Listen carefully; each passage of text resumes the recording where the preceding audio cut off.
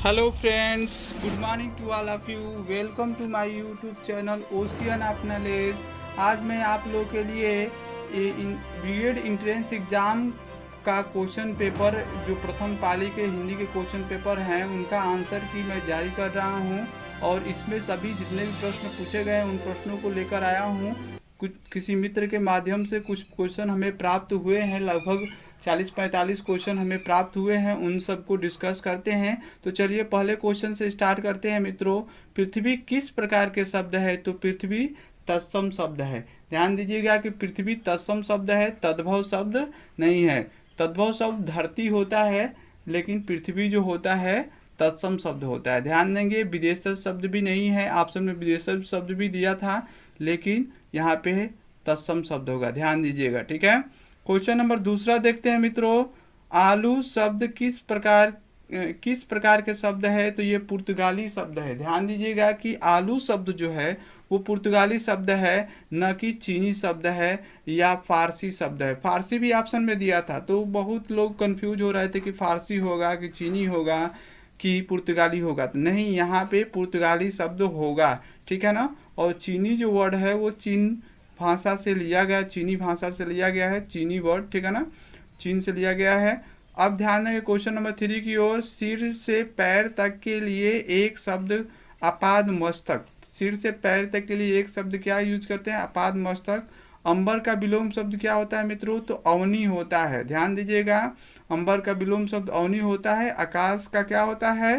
पृथ्वी होता है। आकाश का क्या होता है? पृथ्वी होता है। और अंबर का विलोम शब्द अवनी होता है। ध्यान देंगे, ठीक है। अब क्वेश्चन नंबर 4 देखते हैं। षटकोण स का उच्चारण स्थान बताइए। तो ये मूर्धा से इसका उच्चारण किया जाता है। षटकोण स का उच्चारण कैसे किया जाता है? तो मूर्धा से किया जाता है। ध्यान रखेंगे, ठीक है ना। और हमको जहाँ तक उम्मीद है ज़्यादातर बच्चे इसको गलत कर दिए होंगे, ठीक है ना। फिर भी और मिलान आप लोग कर लीजिए कितने आपने क्वेश्चन सही टच किया है। संप्रदान कारक का प्रसर्ग है, तो इसका प्रसर्ग क्या होता है? के लिए। कर्ता ने कर्म को करण से के द्वारा संप्रदान के लिए, तो यहाँ पे के लिए जो होगा वह उसका उपसर्ग होगा, ठीक है। मैं चित्र बना रहा हूँ, वाक्य में काल है। कौन सा काल है? तो वर्तमान काल है। बताएंगे कि वर्तमान काल है। भविष्य काल भी ऑप्शन में दिया था, अनिश्चय भी दिया था, लेकिन अनिश्चय या भविष्य काल नहीं होगा, क्योंकि मैं चित्र बना रहा हूं तो कार्य जारी है। गुलर का फूल होना का सही अर्थ क्या होगा? तो इसका सही मुहावरे का अर्थ हो जाएगा अत्यंत दुर्लभ वस्तु, ठीक है ना।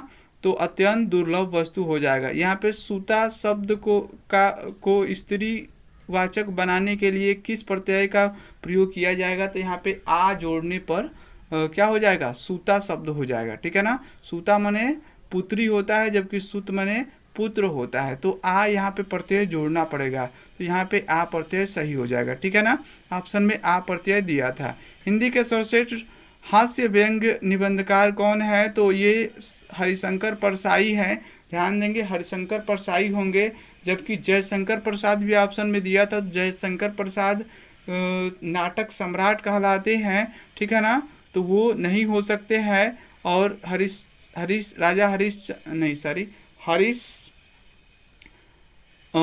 चंद हरिश्चंद्र भी दिया था, तो वो भी नहीं हो सकते हैं, ठीक है ना। अब देखेंगे चक्रधर शब्द है। चक्रधर शब्द कैसा शब्द है? बताएंगे तो योग रूढ़ शब्द है। कैसा शब्द है? योग रूढ़। क्योंकि चक्रधर का यदि संधि विच्छेद किया जाए चक्रधर शब्द का, तो ये किसी तीसरे अर्थ की ओर संकेत करता है। चक्रधर में चक्र को धारण करने वाले, अर्थात विष्णु भगवान, ठीक है। निम्नलिखित में अनिश्चय वाचक सर्वनाम है, तो इसमें कुछ जो शब्द है वो अनिश्चय वाचक सर्वनाम है। इसके अलावा आप एग्जाम में बैठे होंगे तो आपने देखा होगा क्या कौन जो दिया था वो प्रश्नवाचक शब्द होते हैं। प्रश्नवाचक सर्वनाम है, वह अनिश्चयवाचक सर्वनाम नहीं है, ठीक है। अब क्वेश्चन नंबर 11 की ओर बढ़ते हैं। संबंध वाचक अव्यय किसके साथ प्रयुक्त होते हैं? तो ध्यान देंगे, संज्ञा अथवा सर्वनाम के साथ प्रयुक्त होते हैं। संबंधवाचक अव्यय संज्ञा और सर्वनाम के साथ केवल प्रयोग किए जाते हैं, बाकी किसी के साथ प्रयोग नहीं किए जाते हैं। तो आपका पहला ऑप्शन एग्जाम में पहला ऑप्शन जो दिया था वो बिल्कुल करेक्ट हो जाएगा, ठीक है ना। ये जितने भी क्वेश्चन मैं बता रहा हूँ सारा एग्जाम से ही मैंने लिया है, एग्जाम क्वेश्चन पेपर से ही लिया है, ठीक है ना। इसमें एक भी क्वेश्चन फालतू नहीं है, इधर उधर के क्वेश्चन नहीं लिए गए हैं। ज्यो ज्यो निहारिये नेरे है नैनाही, त्यो त्यो खरी निकरे सो निकाही में अलंकार है। तो इसमें ज्यो ज्यो त्यो त्यो दो बार आया है, तो अनुप्रास अलंकार में पुनरुक्ति अलंकार होगा। ध्यान देंगे कि अनुप्रास अलंकार के अंतर्गत पुनरुक्ति अलंकार भी आता है। तो जब किसी शब्द का रिपीटेशन होता है तो पुनरुक्ति अलंकार होता है। अगला देखेंगे क्वेश्चन नंबर 13 है, निम्न में से कौन सा शब्द शुद्ध है। तो इसमें से कोई भी शब्द शुद्ध नहीं था, क्योंकि उज्ज्वल में ज आधा आधा दो बार रहता है, आधा ज, लेकिन यहाँ पे पूरा ज दिया था, ठीक है ना। तो ये अशुद्ध है, यानी इनमें से कोई नहीं ऑप्शन सही होगा। यहाँ पे देखिए बताना है कि ये किस चीज़ का चिन्ह है। यहाँ पे इन्वर्टेड कामा के अंदर चिन्ह दिया गया था, ये पुनरुक्ति बोधक चिन्ह है। पुनरुक्ति बोधक चिन्ह का प्रयोग कब करते हैं, जब किसी ऊपर लिखी गई चीज़ को नीचे भी लिखना हो, उसी को दोहराना हो। जैसे श्री लगाते हैं, यदि कई लोगों का नाम लिख रहे हैं तो बार बार श्री लिखना होता है, तो हम क्या करते हैं, पुनरुक्ति का चिन्ह लगा देते हैं। या ऊपर लिखे गए कथन को नीचे लिखना होता है तो हम पुनरुक्ति का चिन्ह का प्रयोग करते हैं। अब क्वेश्चन नंबर 15 देखेंगे, प्रकृति के सुकुमार कवि किसे कहा जाता है। तो सुमित्रा नंदन पंत को प्रकृति का सुकुमार कवि कहा जाता है, ध्यान देंगे। और अगला क्वेश्चन देखते हैं, आली शब्द का अर्थ है। तो आली शब्द का दो अर्थ होता है, एक तो सखी भी होता है और दूसरा भौरा होता है, ठीक है ना। क्योंकि सखी और भौरा दोनों का ये परिवाची शब्द आली शब्द है, ठीक है ना। तो ध्यान देंगे, आली लिखा है, आली नहीं है, सॉरी, आली लिखा है, ठीक है। तो ये दोनों क्या है, परिवाची शब्द है। छयवादी युग के प्रवर्तक कौन हैं। तो जयशंकर प्रसाद हैं। छयवादी युग के प्रवर्तक कवि कौन कहलाते हैं। तो जयशंकर प्रसाद को कहा जाता है, ठीक है ना। काव्य के कितने भेद होते हैं। तो काव्य के दो भेद होते हैं। काव्य के कितने भेद होते हैं, दो भेद होते हैं। कौन कौन से। तो एक श्रव्य काव्य होता है, एक दृश्य काव्य होता है। यही दो काव्य के भेद होते हैं। तो मैं उम्मीद करता हूं कि आप सभी लोग इन क्वेश्चन को निश्चय ही करके आए होंगे और बिल्कुल करेक्ट आंसर दिए होंगे, ठीक है ना। मैं ऐसा उम्मीद करता हूं। वह बहुत बोलती है में क्रिया विशेषण क्या है। तो बहुत जो वर्ड है वो क्रिया विशेषण है, क्योंकि क्रिया की विशेषता बता रहा है बोलना का। क्रिया यहाँ पे वर्ब क्या है, बोलना है, और उसकी विशेषता कौन बता रहा है, बहुत बता रहा है, बहुत शब्द, ठीक है ना। आगे देखेंगे, पावक शब्द उदाहरण है किस संधि का। तो बताएंगे पावक शब्द में कौन सी संधि है। तो अयादि संधि यहाँ पे होगा। कौन सी संधि होगा मित्रों, अयादि संधि होगा। तो आप, मैं उम्मीद करता हूँ कि नीचे ही आप सही किए होंगे ऑप्शन, इस अयादि संधि होगा यहाँ पे, ठीक है ना।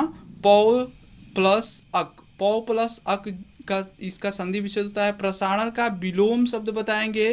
तो प्रसारण में फैलाना होता है, तो उसका हो जाएगा आकुंचन। आकुंचन मतलब क्या होता है, सिकोड़ना बटोरना होता है, ठीक है ना। तो इस तरह से ये आकुंचन शब्द जो होगा वही बिल्कुल करेक्ट आंसर होगा, ठीक है। तो आप बिल्कुल क्वेश्चन को मिलाते चलिए, आप देखते चलिए। यदि एग्जाम में आप बैठे होंगे तो आपको समझ में आ रहा होगा, आपको दिख रहा होगा कि ये हूबहू वही क्वेश्चन है जो एग्जाम में पूछे गए थे।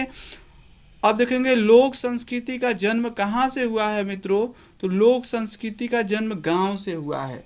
कस्बा भी ऑप्शन में दिया था, शहर भी ऑप्शन में दिया था, लेकिन लोक संस्कृति का जन्म गांव में हुआ, गांव से कस्बा में, और कस्बा से फिर शहर की ओर हुआ, ठीक है ना। तो इस तरह से गांव जो वर्ड है गांव में वो सही होगा। सिर से बोझ उतारना का मुहावरे का क्या अर्थ होगा। तो सिर से बोझ उतारना का मुहावरे का अर्थ हो जाएगा बात पक्की हो जाना। यदि बात कोई पक्की हो जाती है, कोई कार्य हो जाता है, तो या तय भी हो जाता है किसी कार्य करने का डेट, या तो क्या होता है उस कंडीशन में ये कहते हैं कि हमारा सिर से बोझ उतर गया, ठीक है ना। जैसे लड़की की शादी करानी हो या लड़के का शादी करना हो, यदि शादी तय हो जाता है तो हम कहते हैं कि सिर से बोझ उतर गया। कृपाण शब्द है, कृपाण शब्द एक तत्सम शब्द है। ध्यान देंगे कि री का मात्रा जिन शब्दों में लगा होता है वो निश्चय ही तत्सम शब्द होगा, ध्यान देंगे, ठीक है ना। तद्भव हो नहीं सकता है, ठीक है ना। तद्भव शब्द में री का मात्रा का प्रयोग नहीं किया जाता है। निम्नलिखित शब्द में रूढ़, रूढ़ शब्द कौन सा है, तो इसमें ध्यान देंगे कि पशु जो शब्द है वो रूढ़ शब्द है, मूल शब्द है, क्योंकि यह किसी भी प्रत्यय या उपसर्ग से मिलकर के नहीं बना है, इसलिए ये क्या हो जाएगा, यहाँ पे ये रूढ़ शब्द हो जाएगा, ठीक है ना। अगला क्वेश्चन है क्वेश्चन नंबर 26 देखेंगे। महोत्सव में एक संधि है, महोत्सव में कौन सा संधि है मित्रों, या महोत्सव का संधि विच्छेद क्या होगा, तो महा प्लस उत्सव, महा प्लस उत्सव यहाँ पे हो जाएगा। और ये कौन सी संधि होगी, तो ये गुण संधि है। कौन सी संधि है मित्रों, गुण संधि है। उसके बाद 27 नंबर क्वेश्चन देंगे। मुझे कैसा शब्द है, बताना है कि मुझे कैसा शब्द है, यानी यहाँ पे पूछ रहा है कि उत्तम पुरुष है, मध्यम पुरुष है या अन्य पुरुष है, तो यहाँ पे उत्तम पुरुष में आएगा, ठीक है ना। मैं, मुझे, ये सब उत्तम पुरुष होता है। अगला क्वेश्चन 28 नंबर क्वेश्चन देंगे। महाकाव्य में वर्णन होता है तो मानव जीवन के बृहद चित्रण का होता है, मानव जीवन के खंड चित्रण नहीं होता है, बल्कि मानव जीवन के बृहद चित्रण होता है, ठीक है ना। यहाँ पे ध्यान देंगे, ठीक है। सूर्यदास की साहित्यिक भाषा क्या थी, अगला क्वेश्चन है कि सूर्यदास की साहित्यिक भाषा क्या थी, तो सूर्यदास की साहित्यिक भाषा क्या थी मित्रों, ब्रज भाषा में लिखते थे सूर्यदास। ये क्या कहलाता है, कृष्ण के उपासक थे, कृष्ण भगवान के विषय में इनके जितने भी काव्य हैं कृष्ण भगवान से संबंधित है, इस वजह से उनकी भाषा जो थी वो ब्रज भाषा थी, ठीक है ना। सूरदास की साहित्यिक भाषा ब्रज भाषा थी, ठीक है ना। अगला क्वेश्चन 30 नंबर क्वेश्चन देखते हैं। निम्नांकित एक शब्द में उपसर्ग नहीं लगा है, तो किसमें उपसर्ग नहीं लगा है, ध्यान देंगे। उपसर्ग किसी भी शब्द के आगे जोड़ा जाता है तो दर्शन शब्द में उपसर्ग का प्रयोग नहीं किया गया है। आप यहाँ पे देख पा रहे होंगे कि दर्शन शब्द में आगे कोई भी उपसर्ग नहीं जोड़ा गया है, जबकि अति जो है उपसर्ग है, अतिक्रमण में अति उपसर्ग है, प्रतिक्षण में प्रति जो है उपसर्ग है, और सुगम में सु जो है उपसर्ग है। दर्शन में कोई उपसर्ग नहीं प्रयोग किया गया है, ठीक है ना। अब देखेंगे क्वेश्चन नंबर 31 को देखेंगे।